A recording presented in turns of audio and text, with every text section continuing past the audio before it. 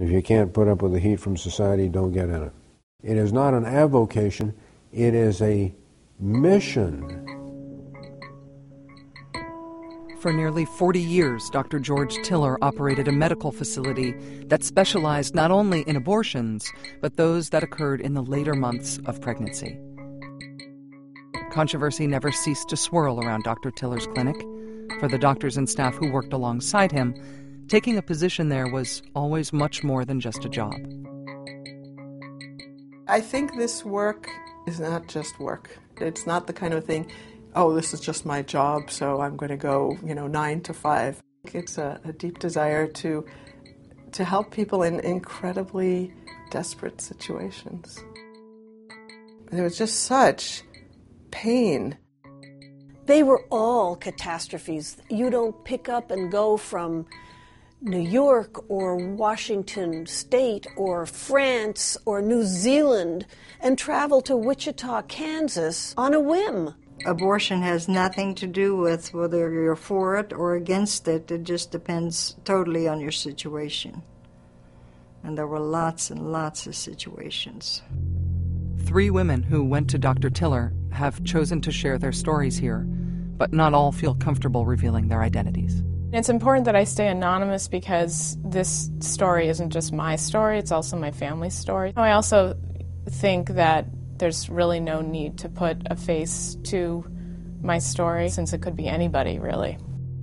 I was, I believe it was about 25 weeks pregnant. What we were told was she had less than a 3% chance of living through the birth. I grew to have the dreams for this child already.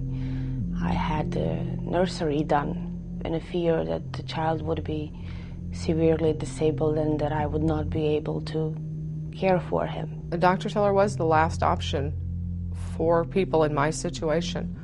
That was the toughest choice I've ever had to make and probably will ever have to make. Like most other abortion clinics around the world, the majority of procedures done at Dr. Tiller's clinic were for first trimester pregnancies. But for the second and third trimester procedures, Dr. Tiller and his staff provided much more specialized care. We divided the third trimester patients into 2 groups, fetal indications and maternal indications. The fetal indications group were the situation where there was something very, very wrong with the baby. And the other group were abortions that were being done for maternal indications. Many of these women were suicidal. Some of them were just ridiculously young, like 11 or 12 or 13. And this group of young women had to meet with a second doctor who had to agree that this pregnancy represented a threat to their health. The biggest challenge was not the work itself, but the challenges were really outside the clinic. We started the presence at Tiller's Gate with the intention of shutting down the Tiller abortion facility. That was the ultimate goal. We would show up at the abortion clinic long before it would open and begin placing a series of Christian crosses along the public easement in the grass. We would park the truth truck with the pictures of aborted children right across from his driveway. Shortly after that, the patients would begin to arrive. It was a long, quiet ride into Wichita. We had been warned that there would be picketers and protesters out front.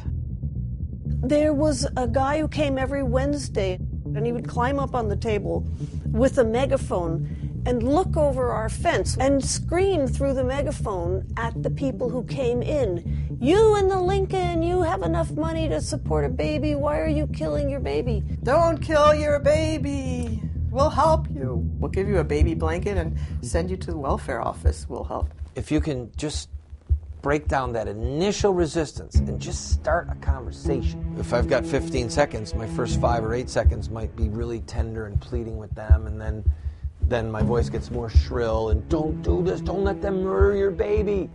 Mommy, please don't kill me, Mommy, don't kill me. While they're going in the door and the door is shutting. just in the hope that some phrase that I say will haunt them while they sit in the waiting room. The patients were already sad to be coming there, and to be barraged with this constant hatred. They were already conflicted. Nobody plans to have an abortion. Nobody wants to have an abortion. There was a point when I wanted to get out of the car and walk right to them, you know, with my big belly, and have them face me and see me and tell them that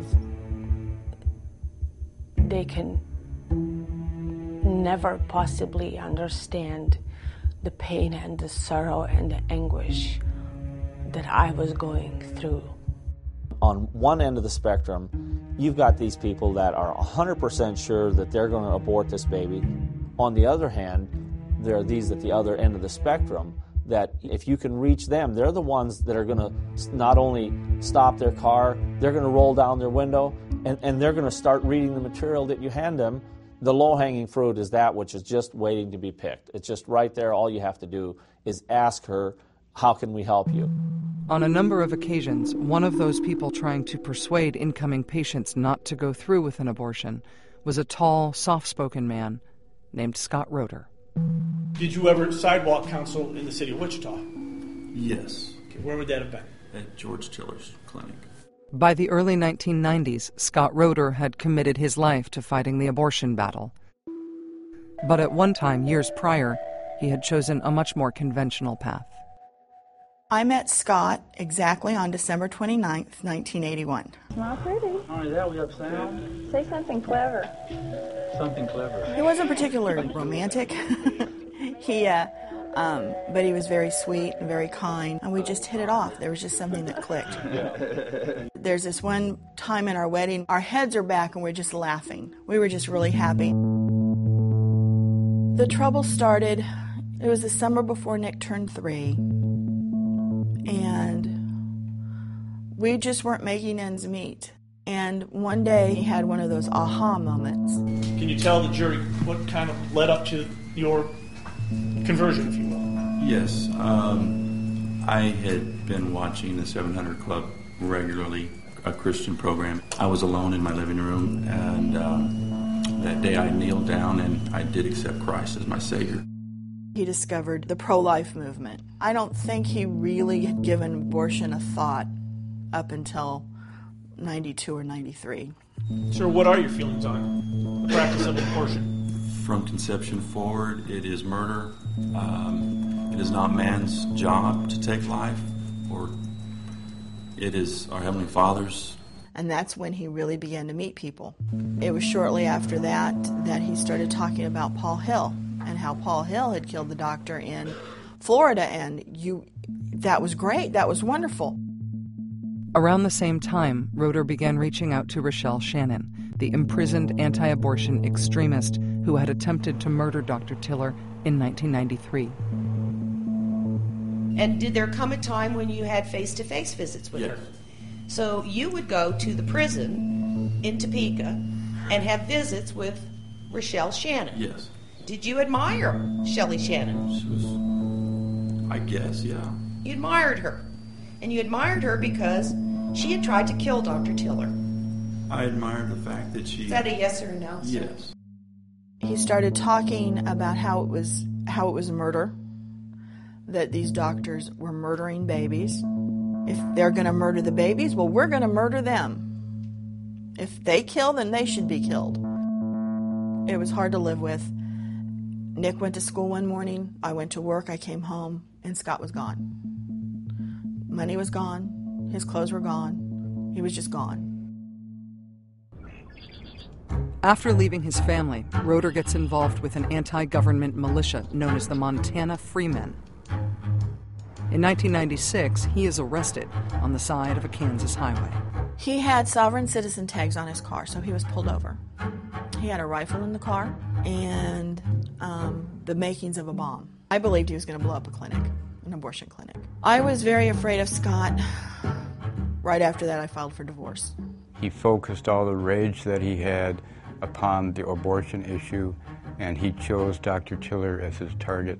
One day, Roeder approaches Eddie Abache, a fellow ex-member of the Montana Freemen, with a proposition. He came over and he pulled me aside and said, "Would you help me assassinate this doctor?" And I told him flat out, absolutely not. We don't go around snuffing out doctors, not at this time anyway. Knowing Scott, what he would do is sit and pray about the situation. And I could almost hear the prayer that he would say. It would be, "Lord, make me an instrument of your destruction." And apparently that's exactly what happened.